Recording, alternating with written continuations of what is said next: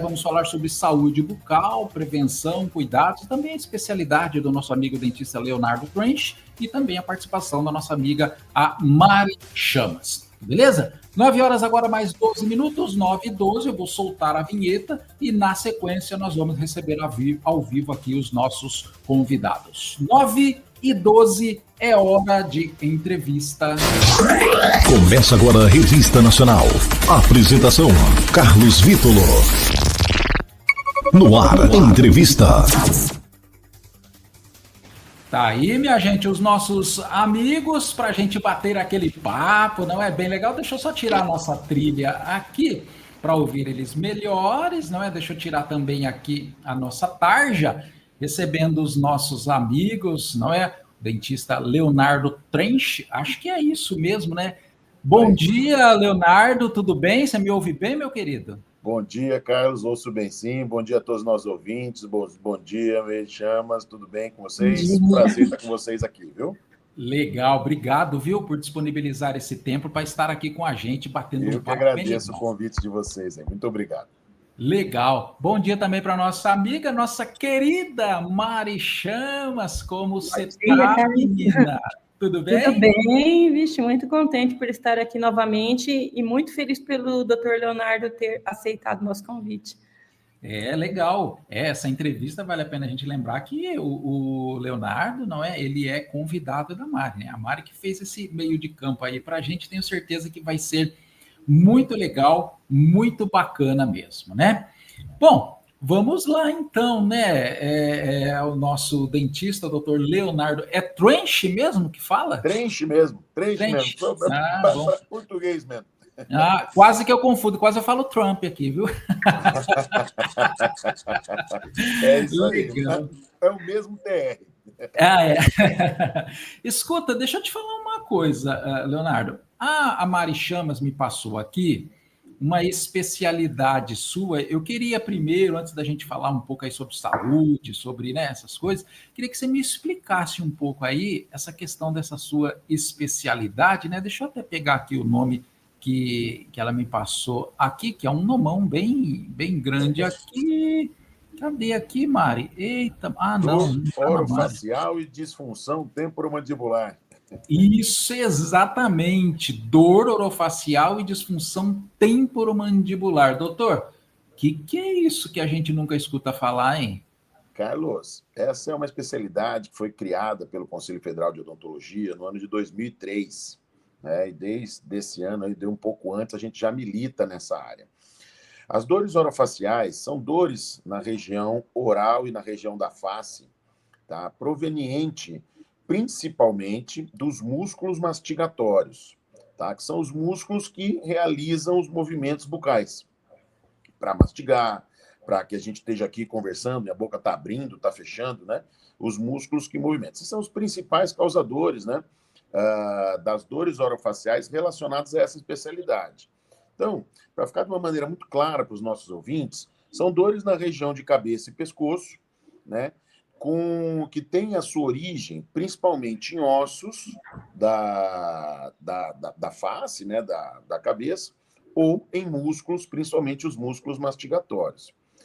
Na região de cabeça e pescoço, o principal causador de dor, sem sombra de dúvida, são os dentes. Depois dos dentes, os músculos mastigatórios, e depois dos músculos, a articulação temporomandibular, que é essa articulaçãozinha aqui, para quem está conseguindo nos ver, né? Essa articulação que faz com que a boca se movimente. Tá? Essa articulação chama temporo, porque ela pega o osso temporal, e a mandíbula. Então, ela chama temporomandibular. Então, além das dores orofaciais, as disfunções dessa articulação. Então, aqueles estalos que as pessoas ouvem quando abrem a boca, dificuldade para abrir a boca, aquelas pessoas que abrem a boca e a boca não fecha mais, né? Então, todas essas são disfunções temporomandibulares. Quem abre a boca e a boca fica torta para um lado, fica torta para o outro, né? Isso são as disfunções temporomandibulares. Eu acho que a Mari está com essa dor. Ela está segurando ali do lado ali, ó, Mari. Inclusive, esse é um dos hábitos que pode vir a ser um dos coadjuvantes para causar esses problemas. Ai, Mari, tira a mão daí, Mari, pelo amor de Deus. Legal, hein? Ô Mari, e aí? Eu queria também que você já trouxesse aí uma pergunta, não é? Para o Leonardo e também já avisar os nossos amigos, as nossas amigas que acompanham a programação, através dos comentários, que deixem aí a sua dúvida, não é? A sua pergunta, para que o doutor Leonardo traga aí orientações e esclarecimentos para a gente, tá bom? É só você fazer no comentário aí que a gente repassa na sequência. Pois não, Mari, é a sua vez, minha querida. Bom dia. Então, uma vez perguntaram para mim e eu até passei por uma situação assim diferenciada com relação, eu creio que seja com relação ao que o senhor acabou de falar. E a dentista falou que talvez precisasse fazer uma cirurgia do trigêmeo. O que seria o nervo trigêmeo? Como funciona isso? Essa dor que irradia às vezes e a gente supõe que é dor de cabeça e não é. Exato. Na verdade, o nervo trigêmeo é o nervo que inerva toda a nossa face na questão sensitiva. Porque a gente tem dois tipos de inervação. Eu tenho a sensitiva e tenho a motora. Então, eu tenho um nervo específico para transmitir para o sistema nervoso central as sensações que estão ocorrendo no meu corpo. Então, tato, dor, a pressão do alimento em cima dos dentes, tudo isso é transmitido pelos vários ramos do nervo trigêmeo. Né? Ele chama trigêmeo porque ele sai do sistema nervoso central por três orifícios, né, na base do crânio. Tá? Um é o nervo oftalmico, o outro é o nervo maxilar e o nervo mandibular. Né? Por isso que ele chama trigêmeo. E quem inerva a face na questão motora, quem faz com que tudo se movimente, é o nervo facial. É aquele que, quando tem uma paralisia, a pessoa fica com o rosto torto, né? Paralisia facial de Bell. Tá? Então, o nervo trigêmeo é esse daí. E uma das dores que podem ocorrer na região da cabeça é realmente a neuralgia de trigêmeo, considerada por alguns como a pior dor que o ser humano estaria suscetível, né, a correr. E eu costumo dizer para os meus alunos, cara, que eles falam isso que é a pior dor porque eles não conhecem o que é um homem gripado, né? A gente sabe que é sofrimento, né? Mas brincadeiras à parte, é uma dor muito forte, lancinante, é uma dor em choque, né, no rosto. Mas é muito importante que a gente coloque que acaba sendo um diagnóstico que as pessoas colocam e jogam. Qualquer dor na face virou neuralgia de trigêmeo. E não é bem assim. Né? É necessário que a gente faça o correto diagnóstico, né, das dores. Porque as dores de dente, por exemplo, elas são dores muito versáteis. Elas são capazes de simular qualquer outro tipo de dor na face. Então, isso faz com que muitas vezes as pessoas vão procurar médicos ao invés de procurar o dentista. Isso é lógico, é uma coisa normal. Né? Você está sentindo uma dor de cabeça, então você não sabe que é no dentista que você tem que ir primeiro ou depois, você não sabe nem que tem que procurar um dentista. Eu recebo muito paciente, por exemplo, de otorrino, que vem com dor de ouvido, e na verdade a dor era na articulação temporomandibular, isso é natural. A pessoa sabe onde é o ouvido, mas não faz nem ideia que tem uma articulação a 1 milímetro dele. Né? Então, vai ao médico, e às vezes o médico também, na tentativa de dar o melhor possível ao seu paciente, acaba diagnosticando como uma neuralgia de trigêmeo, às vezes era uma dor de dente. Né? Então, é importante que a gente tenha o correto diagnóstico. Eu costumo dizer, e falava ontem aqui na Faculdade de Odontologia, aqui na USP, eu falava ontem isso, o quão... Eu tive a oportunidade de coordenar um ambulatório de dor na Bahia por 10 anos, e ali eu pude ver o quão limitada a odontologia fica quando tenta atender esses pacientes sozinhos e o quão pobre a medicina fica quando não inclui o dentista, né, nesse processo. Porque muitas das dores na região de cabeça e pescoço, elas estão envolvidas com o sistema estomatognático, que é esse sistema que permite que a gente fale, respire, né, que é o local de trabalho do dentista. Né? Então, para alguns casos, é necessário se fazer uma cirurgia no nervo trigêmeo e tal. Sim, mas esse diagnóstico, inclusive, não é do dentista, é um diagnóstico do médico. Cabe a nós identificarmos que existe essa possibilidade nesse paciente ou naquele e encaminhar, parabéns pelo time, Carlos, e encaminhar esse paciente ao neurologista, né? O dentista vai fazer o acompanhamento do paciente, mas o diagnóstico e o tratamento para esse tipo de problema de neuralgia do trigêmeo, neuralgia trigeminal, ele é do neurologista. Nessa vibe aí também entra o bruxismo, alguma coisa assim ou não? O bruxismo, é interessante você ter colocado isso, Mari, pelo seguinte, o bruxismo durante algum tempo, ele ficou meio que perdido, na mão de todo mundo, né? Todo mundo botava a mão no bruxismo e a odontologia era quem mais colocava as mãos sobre o bruxismo. Hoje está muito claro que o bruxismo, na verdade, ele não é um distúrbio, ele não é uma desordem, ele é uma alteração de comportamento. Isso é muito importante a gente colocar, né? É um comportamento de apertar os dentes, ou de ranger, né, os dentes, o que a gente chama de parafunção. É algo que você faz que é fora da função do sistema, tá? Então, como eu falava, o bruxismo ficou muito tempo na mão da odontologia, porque o primeiro sinal que a gente enxerga são os desgastes dentários, né? A gente tem o som e os desgastes dentários. Então, a odontologia acabou tomando um pouco conta disso daí. Hoje a gente percebe que ele é multifatorial, ele é uma alteração comportamental. Então, o trabalho com a psicologia, ele é muito importante, né? O acompanhamento com o dentista especialista em disfunção temporomandibular, para a gente ver quais são as sequelas, né, que esse bruxismo trouxe, isso é muito importante. Né? Quais são as sequelas musculares, quais são as sequelas articulares, as sequelas dentais que esse bruxismo trouxe. Mas também não é um tratamento que dá para a gente fazer sozinho. Né? Muito importante isso daí. Eu restauro o dente que foi desgastado. Vai desgastar de novo. Né? Então, a gente pode fazer a plaquinha de bruxismo. Perfeito. Vou colocar uma plaquinha no meu paciente, ele vai continuar apertando sobre a plaquinha. Né? E aí, qualquer pessoa que vai à academia sabe, né, o que é um exercício isométrico. Então, imagina que você vai estar fazendo um exercício isométrico, uma contração pesada de um músculo, né, só que, na verdade, do músculo mais forte do corpo, né, que é o músculo masseter, que é esse que a gente tem aqui, ó, que quando a gente morde, ele salta aqui. Por isso que os pacientes com bruxismo, muitas vezes eles acabam fazendo uma hipertrofia desse músculo e ficam com o rosto mais quadradinho. Tá? Porque ele vai estar indo para a academia e está tendo uma hipertrofia. Ele está hipertrofiando como se hipertrofia bíceps ou qualquer outro músculo. Interessante essa colocação do senhor. É uma curiosidade diferenciada, né? Eu não sabia disso também, não. Quando ele vai fazer, então, academia, está trabalhando os músculos normalmente, pela pressão que ele faz da força utilizada nos aparelhos, ele também acaba fazendo...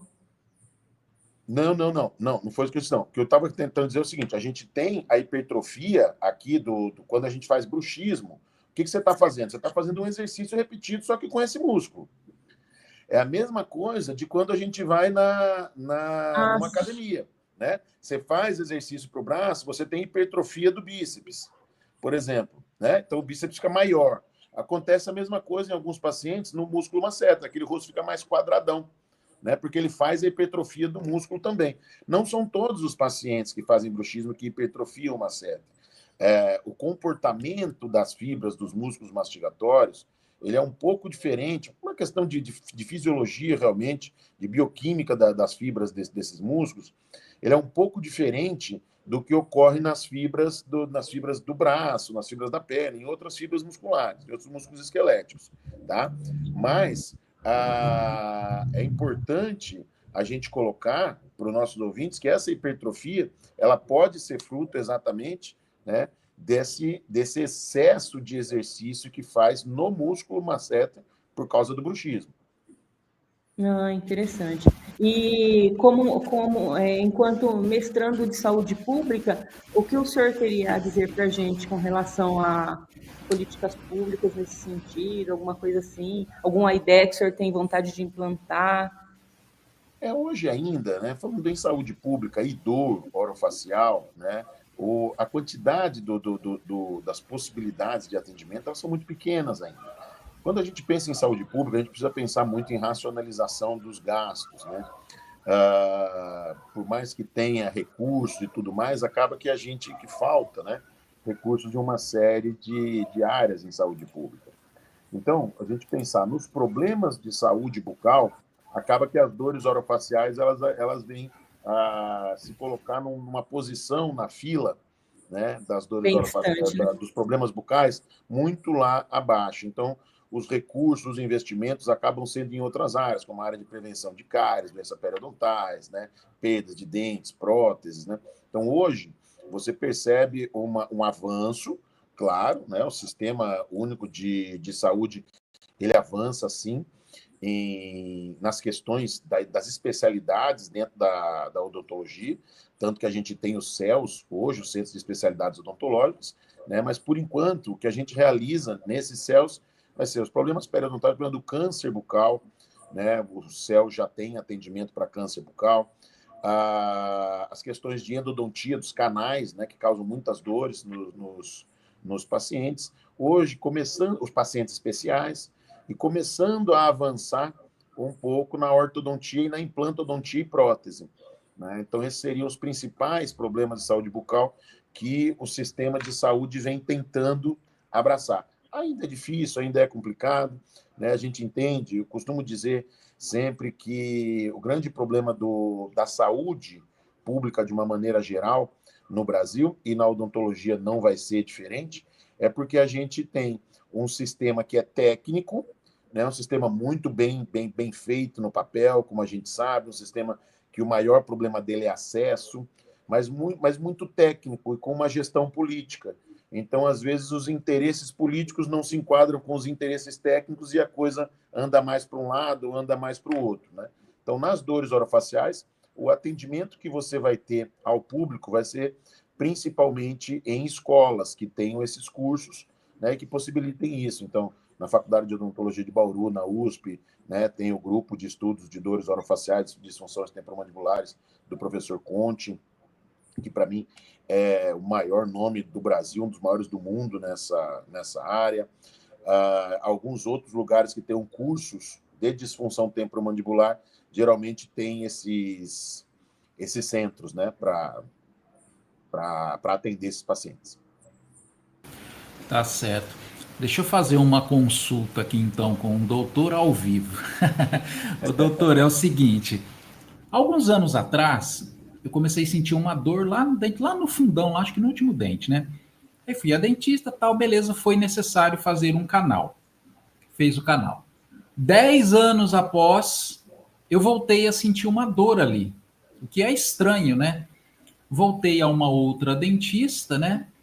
E aí ela mexeu, abriu e foi, e nada de conseguir, nada e nada e nada, até que ela descobriu que tinha alguma coisa errada porque a agulha não entrava mais, né? Ela enfiava, e ela falou assim, olha, vamos ter que extrair esse dente. Falei, doutora, não quero extrair, resistir e tal, e vai, até que ela falou algo, provavelmente, claro, me dizendo a verdade, lógico, né, e para me deixar um pouco preocupado até, né. Ela falou assim, olha, nós precisamos extrair, porque a gente não consegue ver o que é isso daí, e aí ela me disse que poderia, caso não houvesse a extração, até ter problemas relacionados ao coração, né? Poderia. Opa, acho que o doutor caiu ali um pouquinho, mas ele já. Voltei? Já. Acho que tá, mas está só o áudio, doutor. Acho que a câmera foi. E Mas será que aí. eu... Aí, Tira só ela e voltar a voltar. câmera. Voltou? E aí, doutor, o que aconteceu? Aconteceu que ela me colocou esse medo, né? Ela pegou e ela falou assim: olha, você pode ter algum problema aí do coração. Eu falei, mas por causa do dente, né? Eu nunca ouvi falar um negócio desse, né? Ela falou, sim, a gente precisa extrair. Aí tal, extraímos o dente. Quando extraiu o dente, ela abriu o dente no meio e aí ela achou um pedaço de uma agulha de titânio que tinha ficado lá dentro há 10 anos atrás, que tinha sido quebrada, né? Então, eu queria que o senhor falasse um pouquinho para a gente sobre essa relação aí, né, desse problema, quer dizer, um problema no dente e afetar diretamente um problema até no coração. Que coisa, né? Na verdade é o seguinte,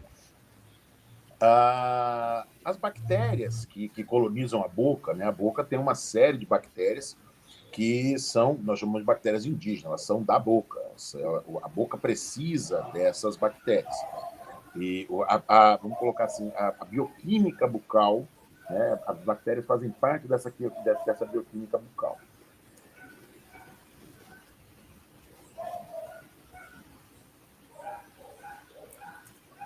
Acho que o doutor caiu aí, doutor. Oi? Acho que deu uma caída aí no seu áudio, agora voltou. Então, o doutor vai acessar de novo aí, o doutor Leonardo vai acessar novamente, mas isso, Mari, foi um problema que aconteceu comigo, e aí eu falei assim, opa, peraí, né? Já fiquei morrendo de medo, né? A hora que ela me falou isso, eu falei, vamos extrair logo então, né? Que ela falou que poderia Negócio afetar. triste, né? A gente ouve bastante também cirurgias que ficam pedaço de É, gás, não sei o quê. É um negócio. é. Então, e tinha lá, ficou um pedaço de uma agulha de titânio lá dentro, sabe, do dente, na entrada do canal, lá que 10 anos depois veio doer, né? E aí teve que extrair. Depois ela abriu esse dente e bem no meio ela mostrou para mim lá o pedacinho da agulha de titânio. O doutor Leonardo já está voltando, ele mandou mensagem aqui, caiu, tem um probleminha, né? Programa ao vivo, internet é assim mesmo, né? O doutor Leonardo já volta aqui com a gente. Mas são muitas curiosidades, né, Mari? Você vê quantas questões bacanas que já trouxe para a gente aqui, né? Mesmo sobre as suas perguntas aí, bem legais isso, né? É um negócio bem diferenciado, né? Uma área bem, uma especialidade. É que nem ele falou mesmo, a gente deveria ter um local que a gente pudesse fazer uma triagem, uma avaliação, porque muita gente vai para o médico e muitos médicos ficam tratando de uma coisa ali que você acaba não tendo aquela coisa, né? E fica complicado. Né? Ele está É de isso volta. aí. Pois não, doutor. Só o microfone que está desligado. Clica no microfoninho aí. Aí.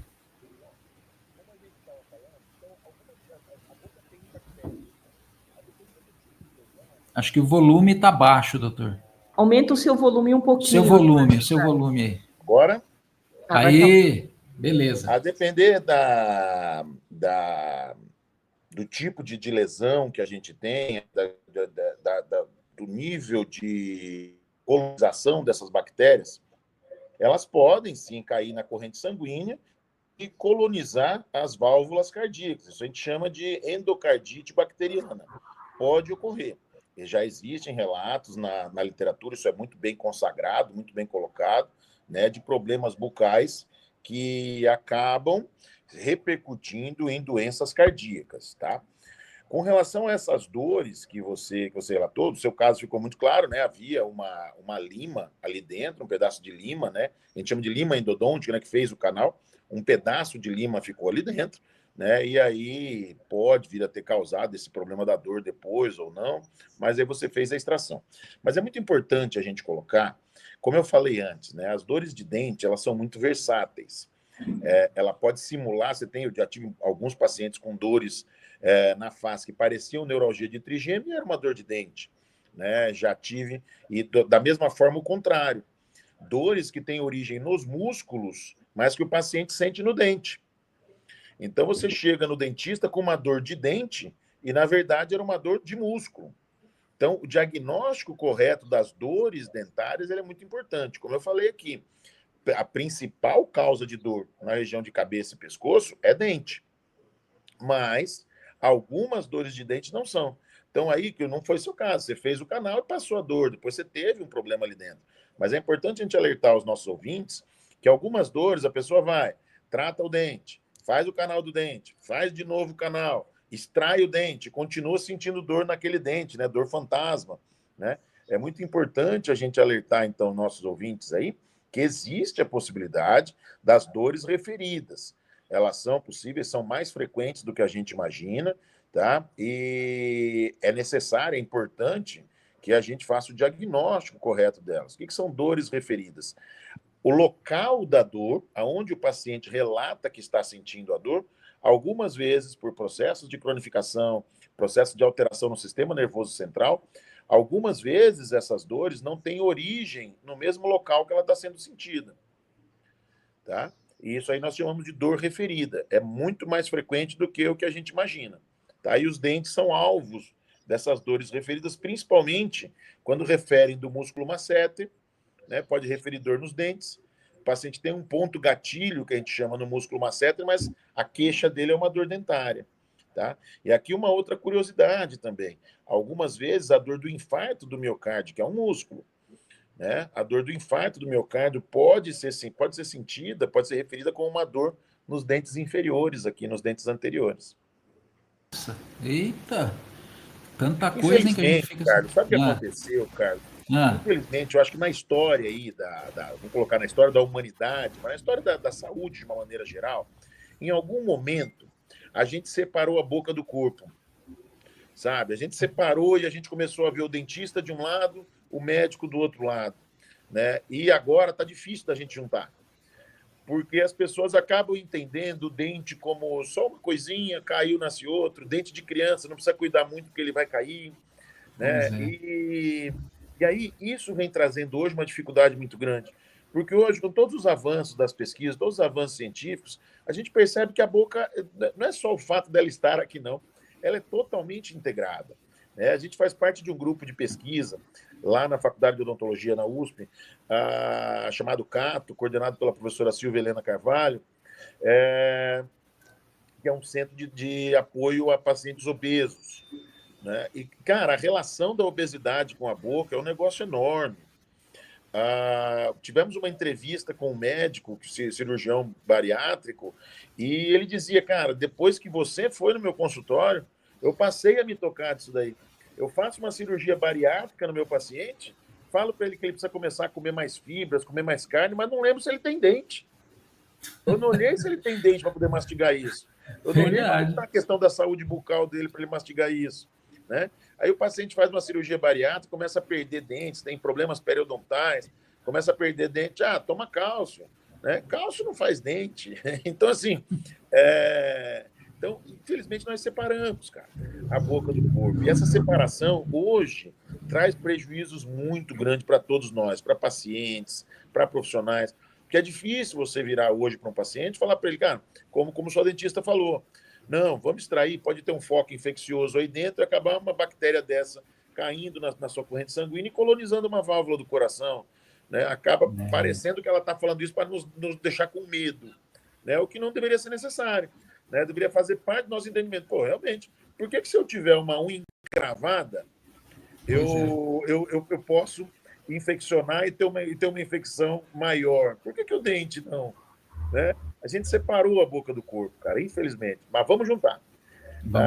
Hoje existe um movimento dentro da odontologia, né? Uma das pessoas que capitania isso muito bem é o Dr. José Mondelli, para mim o maior nome da odontologia brasileira vivo, né? O Dr. José Mondelli, e ele capitania uma tentativa de alterar o currículo e alterar o nome da profissão, como já é em vários estados, né? Você vai em Harvard, por exemplo, você não tem um departamento de odontologia, você tem um departamento de medicina bucal, né? Inclusive, para dar essa ideia de que a odontologia é um braço da medicina, né? Não da medicina, faculdade de medicina. Da medicina, quando eu falo, a arte de tratar, entender, né, o corpo e suas alterações. A odontologia é isso, né? Legal, bacana. A nossa amiga, a Carol Guandalin, ela está fazendo uma pergunta aqui, deixa eu subir o comentário dela. Aí ela diz assim, né? O estalado, quando bocejamos, deve ser tratado, investigado, mesmo se não causa incômodo? Poderia explicar, né, o que desencadeia isso, doutor? Tá.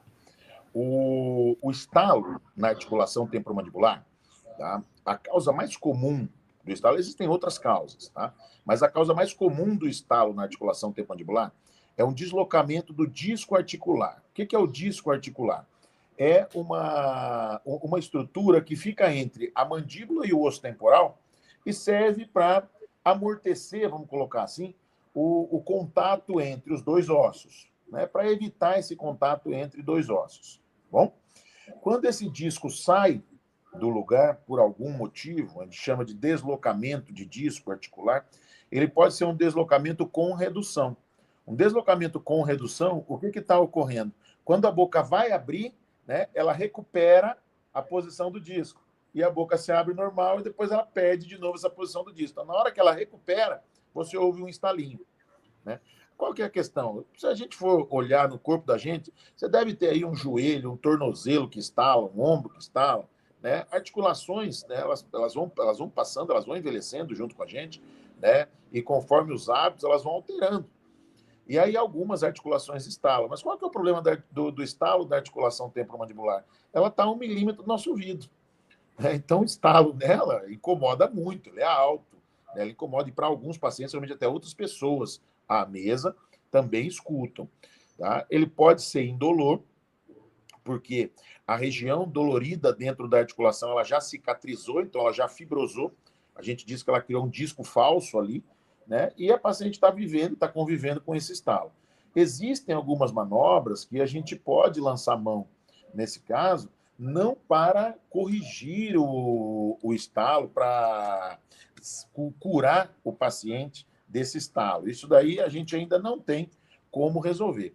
Existem cirurgias para isso, né, que prometem colocar de volta o disco no lugar e o disco vai se manter ali, mas são cirurgias que o índice de sucesso dessas cirurgias a médio prazo é muito pequeno. Né? São cirurgias muito invasivas e um índice de sucesso muito pequeno.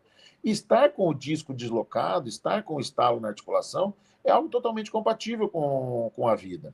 Né? Então, é possível, sim, a gente lançar a mão de algumas manobras para tentar diminuir um pouco a frequência dos estalos, diminuir o volume desses estalos. Né? A gente pode fazer algumas infiltrações dentro da articulação para fazer com que a articulação se movimente melhor e, assim, tenha menos impacto, né? Essa retomada do disco articular, mas é muito nesse sentido.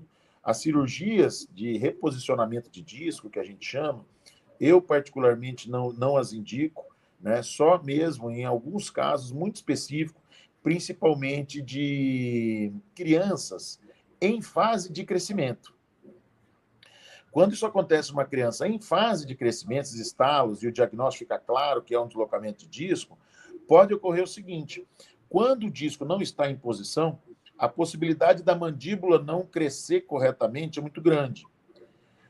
Então, a gente reposiciona esse disco em posição, tá? A criança vai crescer, esse disco vai se deslocar de novo lá para frente, mas você auxiliaria nesse processo de crescimento, nesse período que o disco ainda vai ficar ali em cima. Mas é uma cirurgia que eu, particularmente, não recomendo, porque eu acho que o custo-benefício dela é injusto, né, para o paciente. Mas recomendo, sim, a depender do tanto que isso incomoda a paciente, algumas infiltrações articulares, algumas manobras de fonoaudiologia, de fisioterapia, para aumentar um pouquinho, dar um pouquinho mais de espaço, vamos colocar assim, para ficar fácil dos nossos ouvintes entender, dar um pouco mais de espaço para esse côndilo passar por baixo do disco e voltar sem muito transtorno, sem muito ruído.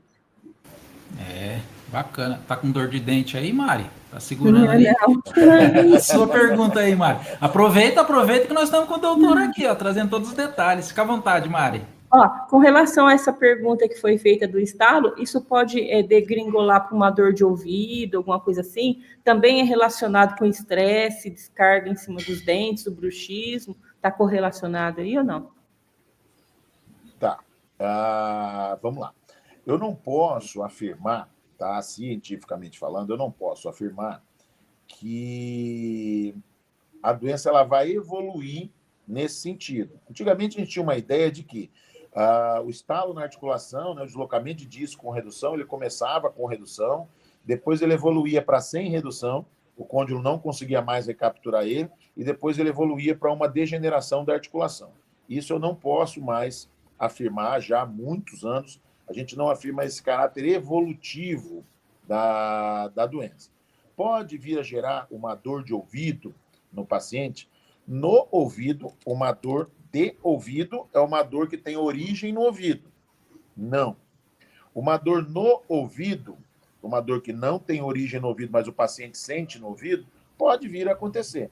Por quê? Porque quando eu tiro o disco de posição, eu altero a posição da minha articulação, eu altero a dinâmica da minha articulação e eu comprimo a parte atrás do disco. Essa parte fica atrás do disco, nós chamamos de zona retrodiscal, né? É uma zona inervada, uma zona vascularizada, é a área que dói dentro da articulação.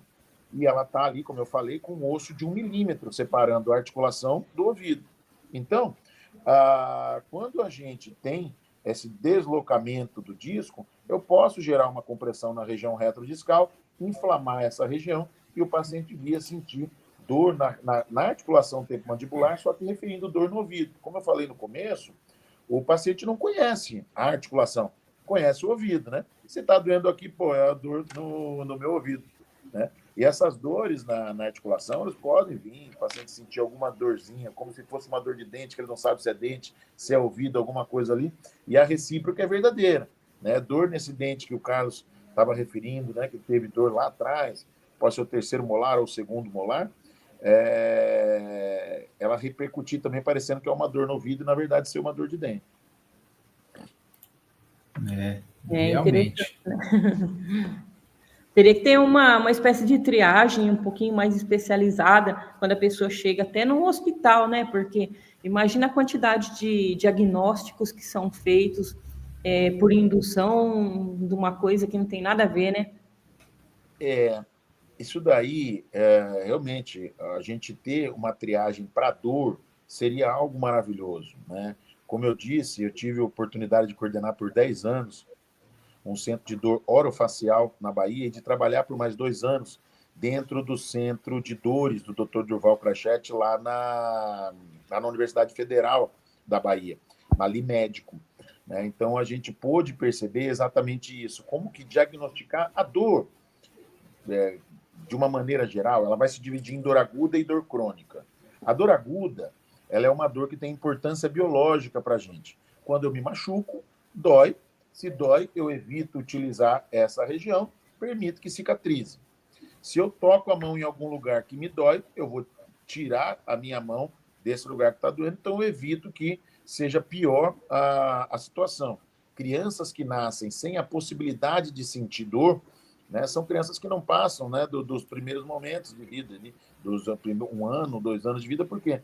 Porque ela vai crescer com problemas ortopédicos, já que ela não sente nenhum incômodo de estar sentada na mesma posição o tempo todo, né? A gente já mudou de posição e conversando várias vezes, né? O Carlos acabou de modificar a sua posição na cadeira ali. Por quê?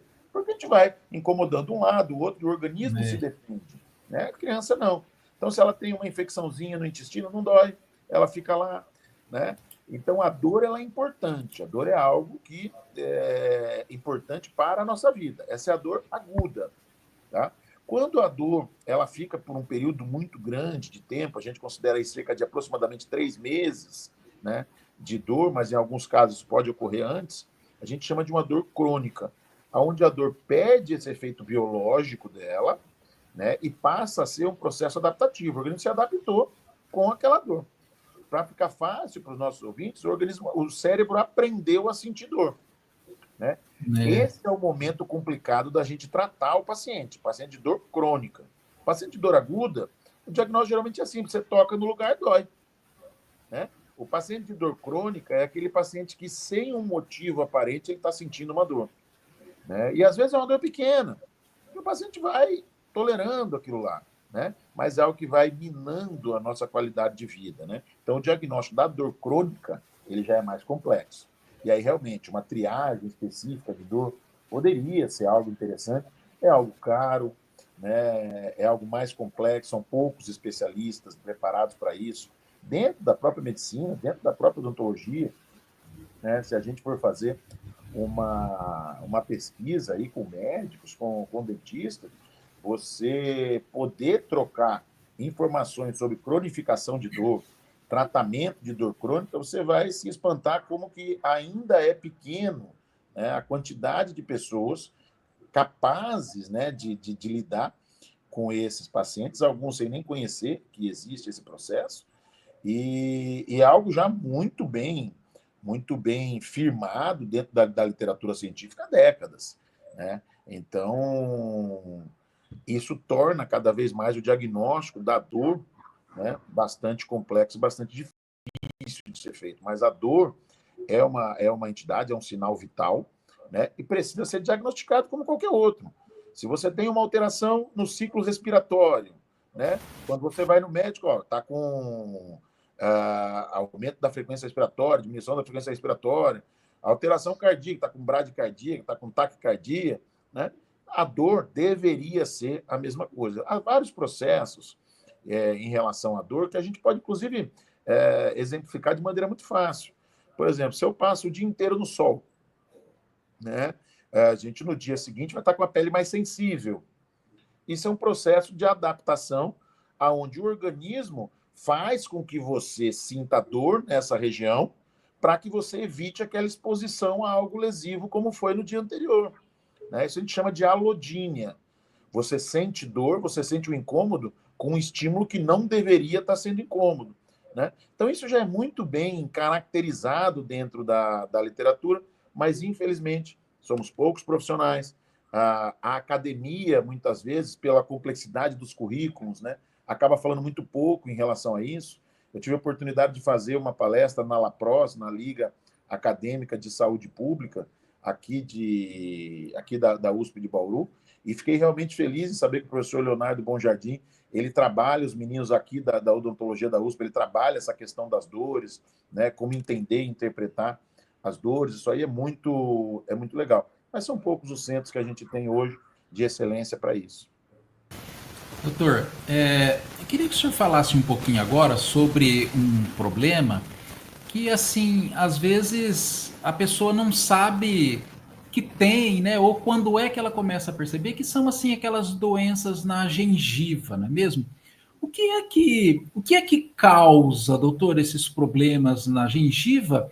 E qual é a forma de tratamento, de se curar isso? Como que a pessoa percebe ali, opa, tem alguma coisa estranha, preciso de um tratamento, preciso procurar o dentista? Tá, vamos lá então. Os principais problemas que vão acometer a gengiva, né, são a gengivite e a periodontite. Né? A gengiva, ela é essa pele, essa mucosa, esse tecido rosado que a gente tem, né, em cima do osso e num pedacinho do dente. E o periodonto é o ligamento que une o osso ao dente. Tá? Então, as doenças da gengiva elas podem evoluir para uma doença periodontal. E aí é onde a gente vem a perder o dente. Acho que a melhor forma da gente trabalhar esse tipo de questão é ensinando os nossos ouvintes o que é o normal, o que é o certo. Né? O certo, então, é uma gengiva rosa, pálida, tá?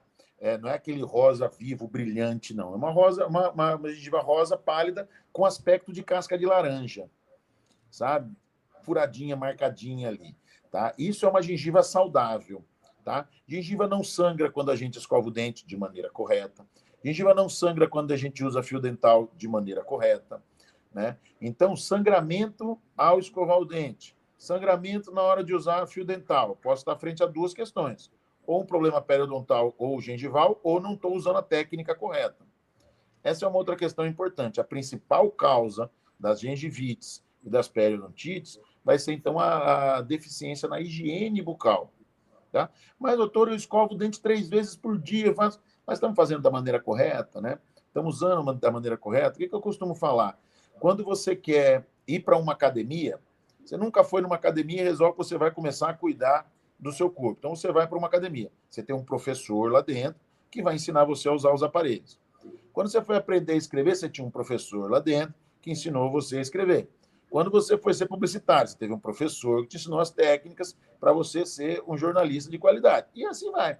Na questão da higiene bucal, quem nos ensinou a cuidar da boca foi a mamãe, foi o papai, né? Com todo o carinho, com todo o amor do mundo, é lindo, mas às vezes não sabe, né, a técnica correta, a não ser que seja um dentista. Né? E, infelizmente, você ir ao dentista, para o dentista te ensinar a escovar os dentes, você não vai dar valor para isso, aí o dentista acaba não dando valor para isso, porque, na verdade, o consultório é uma empresa, então ele precisa fazer aquilo gerar o seu sustento, né? E aí, como eu te falei, a gente separou a boca do corpo. Né? Se você tem diabetes, você vai no médico, ele vai te ensinar a cortar a unha do pé. E você vai achar isso fantástico. Né? Você tem doença periodontal, o dentista vai te ensinar a escovar o dente, você vai fazer, puta vida, aquilo que minha mãe falava desde criança. Né? Mas, na verdade, nem sempre é isso. Então, esse seria o principal sinal da gente visualizar nas doenças periodontais. Depois, a questão da dor. Como é uma doença inflamatória, ela vai gerar dor. E a dor nas doenças periodontais ela é muito bem localizada, diferente da dor da polpa do dente, do canal do dente. Se você lembrar, você sentia dor Ali, naquela região lá atrás, parece que é naquele dente, mas às vezes parecia no outro. Você fica meio em dúvida, porque a dor da polpa, ela não é bem localizada. Já a dor do periodonto, ele sabe exatamente qual é o dente, em que parte do dente está doendo. Então, a dor periodontal ela é bem localizada. Essa seria uma outra característica, né? Mas pode haver também outras questões, né? Questões sistêmicas, tá? Paciente com algumas alterações de vitamina, alterações hormonais, por exemplo, o escorbuto, né? Que sempre se falou muito quando está se estudando descobrimento do Brasil, né? Falta de vitamina C causa perda dos dentes. Então, algumas situações sistêmicas podem causar esse problema. Algumas situações locais, como, por exemplo, um dente em trauma oclusal, né? Ele está batendo no outro dente de uma maneira incorreta. Ele pode entrar em trauma oclusal e causar problemas na gengiva, no periodonto. Então, o melhor que a gente tem a fazer é buscar um dentista aos primeiros sinais. Então, a gengiva perdeu aquele contornozinho regular dela. Você está percebendo que naquele contorno regular tem uma gengiva que desceu mais, ou se for superior, subiu mais que o outro, saiu da linha, né? É hora de procurar um profissional para ver o que está acontecendo ali. O profissional especialista em gengiva e ligamento periodontal é o periodontista, né? Uma especialidade dentro da odontologia, tá? Que cuida especificamente desses problemas. Aí os tratamentos são vários, Carlos. Posso ter tratamento só de uma reeducação das questões de cuidados bucais, né? Posso ter necessidade de lançar mão de cirurgias, posso ter necessidade de ajustar dentes, né? De reajustar a oclusão. Aí vai depender do diagnóstico para a gente poder traçar um plano de tratamento e executar o tratamento. Mais uma pergunta. A gente tem percebido muito que as pessoas não estão se preocupando tanto com a saúde dental, mas muito com a estética dental, que está na modinha, ficar com aqueles dentes de boneco branco, né? Que até destoa, porque a pele da gente tem um tom, e o dente, às vezes, ele é um pouquinho mais amarelinho, eles têm tons, né, de aquela tabelinha, um pouquinho mais creme. Qual que seria o prejuízo disso para quem tem uma dentição perfeita, esse tipo de situação? Tipo, eu tenho meus dentes perfeitos, mas eu quero todos branquinhos. Excelente sua pergunta, Mari. Na verdade, é o seguinte, a cor natural do dente, ele é um amarelo rosado, né? E aí alguns dentes puxam um pouquinho para a cor cinza, outros um pouco para o marrom, mas essa é a cor natural dos dentes. Na minha época, fazer estética, quando eu me formei no ano 2000 aqui em Bauru, na FOB, fazer estética era algo que você tinha que fazer para que ninguém visse seu trabalho. Você tinha que fazer algo para ficar escondido, né? A pessoa perdia um pedaço do dente, você tinha que fazer uma restauração que ninguém percebesse. Hoje, fazer estética está mais fácil. Porque hoje você olha o sorriso da pessoa, você sabe que aquele dente não é da pessoa e acabou, e ela está feliz e tudo bem. Não tenho críticas, não gosto. Você perguntar para mim assim, Léo, você acha legal? Você faria? Não gosto. Né? Eu acho feio. Você olha a pessoa, você vê aquele dentão parecendo um monte de Mentex, né? Isso, falar Mentex também denuncia que eu sou velho. Mas, né? Aquele monte de Mentexzinho ali, parece que passou Errorex nos dentes, né? Corretivo. Se tomar um solzinho, fica iluminando. Tomando sol, dá só dente, né? Só sorrir à noite, só vê dente. Então, o que acontece? Mas hoje é o padrão. Estética é questão de padrão social e tudo bem, né? Mas o apelo estético dentro da odontologia ficou muito grande. Hoje essa é uma área muito rentável dentro dos consultórios, muito rentável para a indústria de material, não só a questão dos dentes, mas a questão da harmonização facial de uma maneira geral, que segue o mesmo ritmo, né? Hoje você olha uma pessoa, vê que aquele cílio não é dela, não tem problema, e ela mesma fala para você, não, vou recolocar meus cílios aqui, faz parte, né? A sociedade hoje aceita isso muito bem. Mas existem distâncias biológicas. Eu tive até uma postagem no meu Instagram que eu falava exatamente sobre isso.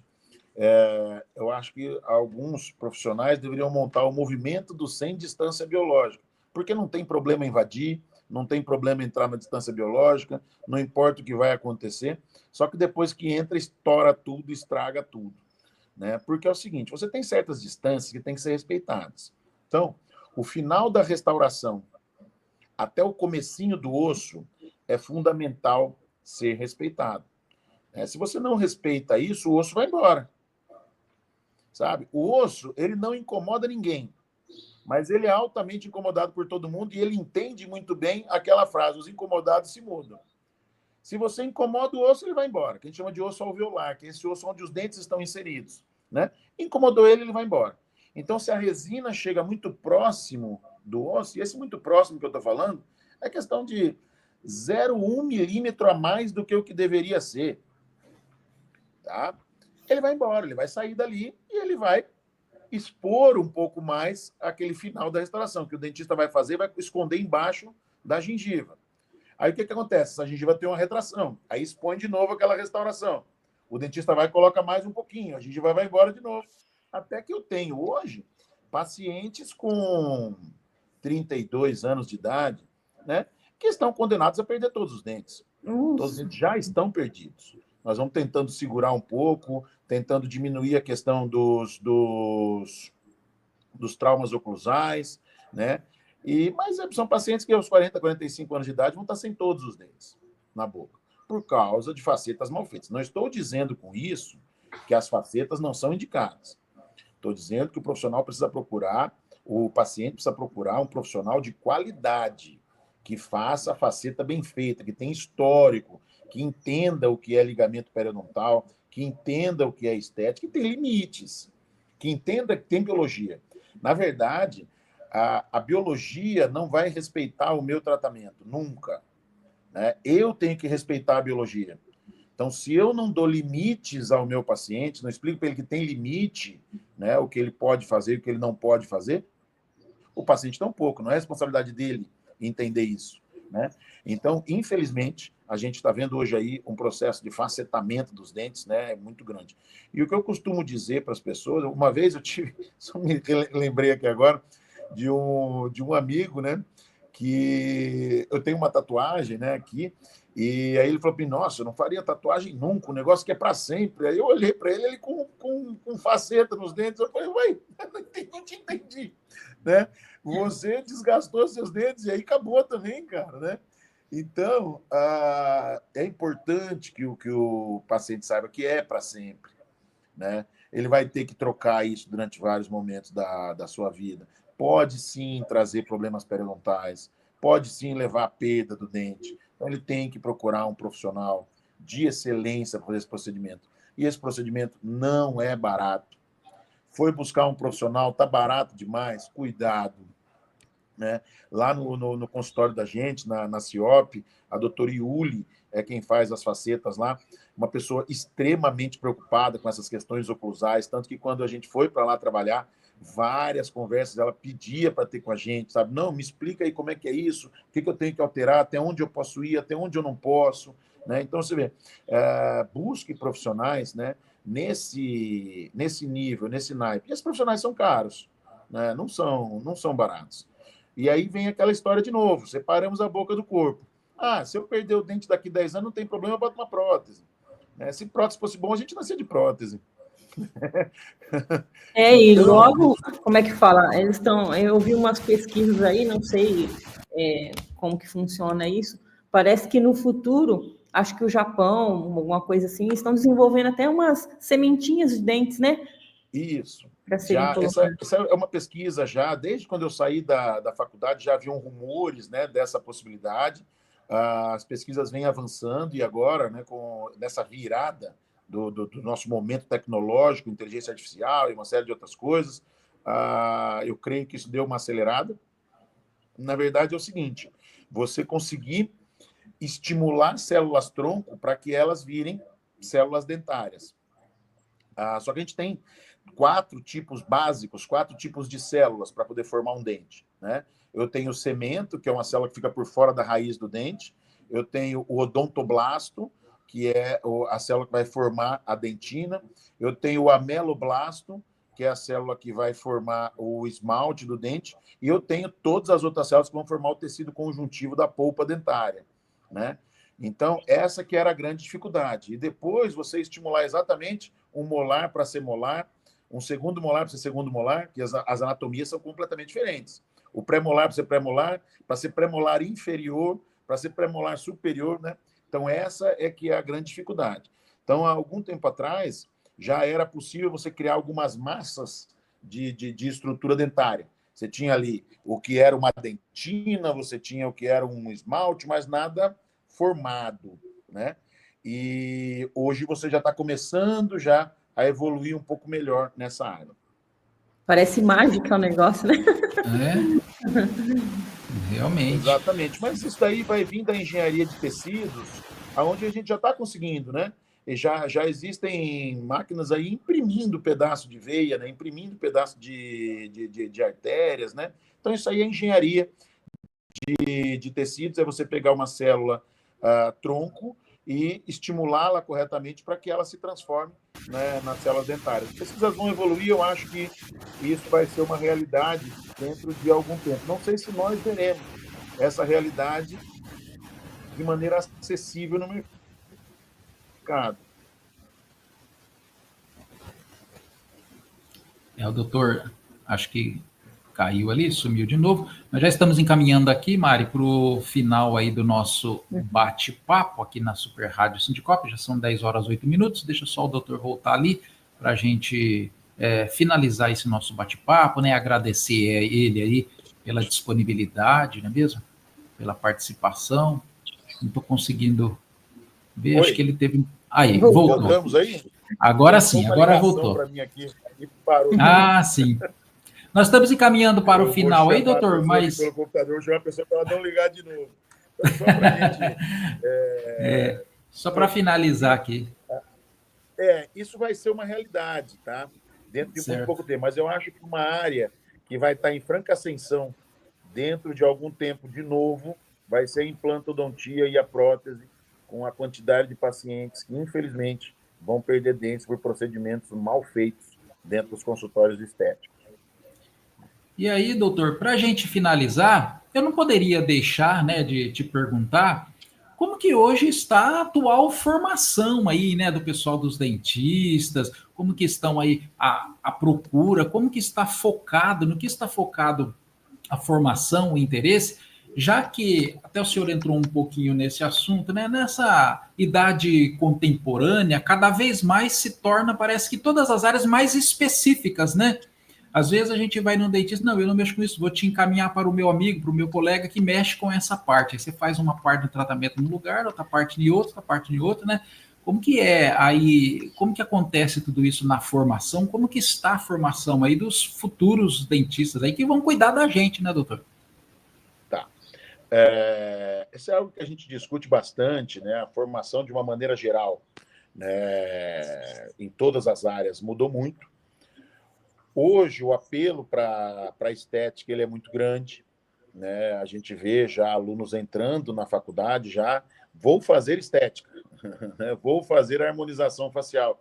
É a área que dá mais recurso hoje, a área que gera mais dinheiro hoje dentro de consultórios odontológicos de uma maneira rápida, né? Mas é uma área extremamente complexa, não é uma área simples de se trabalhar.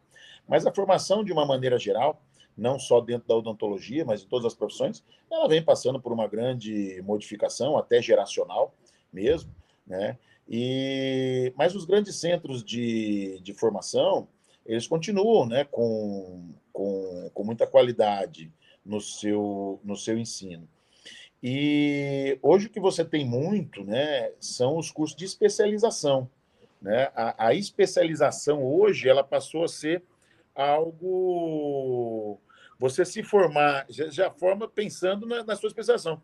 Na nossa época, a gente formava, ia para o mercado de trabalho, aí você ia lá, você já queria fazer uma especialização ou outra, mas não era tão fácil, não era tão acessível, né?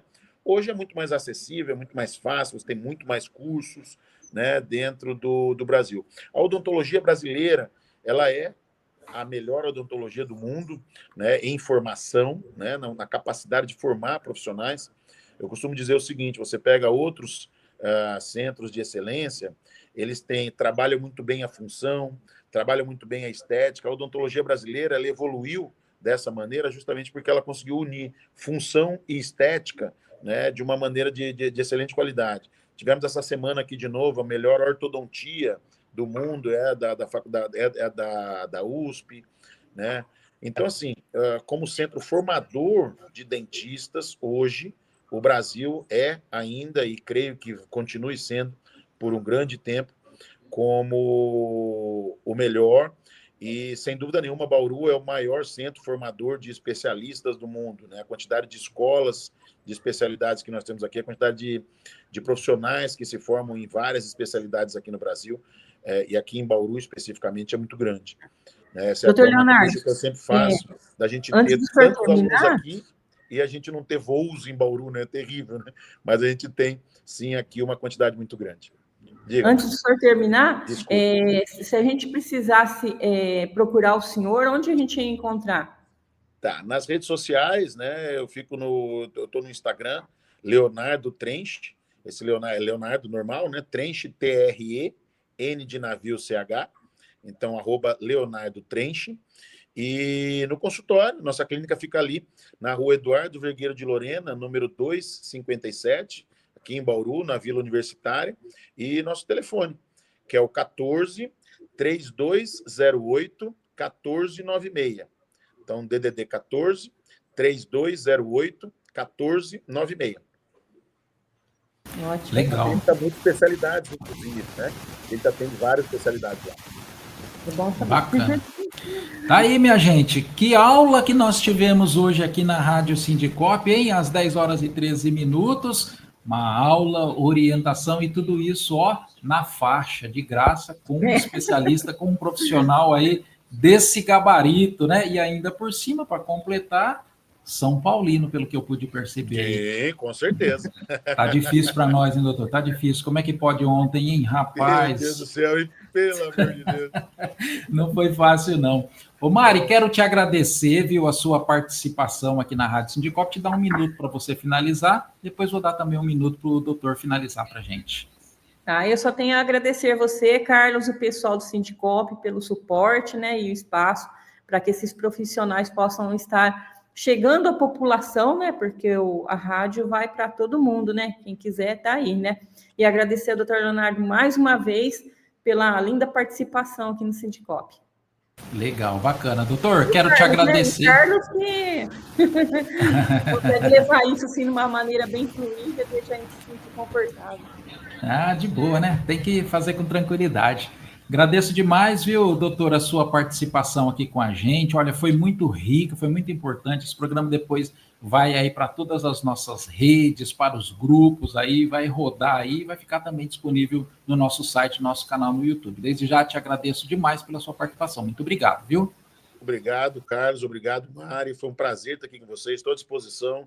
Sempre que quiserem, tiverem qualquer dúvida, podem entrar em contato, a gente tira as dúvidas, manda vídeo para poder vocês postarem, sabe? Fico muito feliz de poder falar um pouquinho da nossa especialidade, falar um pouquinho da nossa profissão e desejo a todos uma feliz Páscoa e parabéns pelo programa, parabéns pela iniciativa, parabéns pela atenção, Mari, né?